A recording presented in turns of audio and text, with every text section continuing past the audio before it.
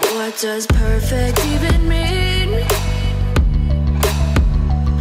Is there even such a thing? Ooh, can we switch up all the rules and imagine a utopia? Darling, I'm just so fed up with these expectations. They keep weighing me down.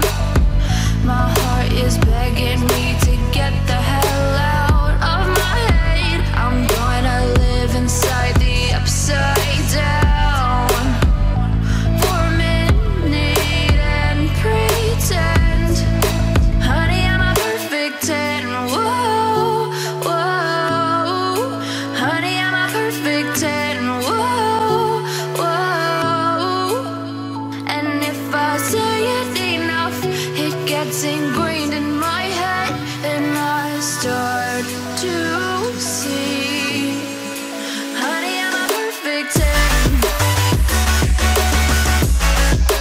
Honey, I'm a perfect 10. Whoa, honey, I'm a perfect 10. Honey, I'm a, yeah. Yeah, I've discussed it with myself, and I'm disgusted with the way we're told to have a certain face, a certain weight, because we aren't pixels on a screen. No, we're human, we breathe.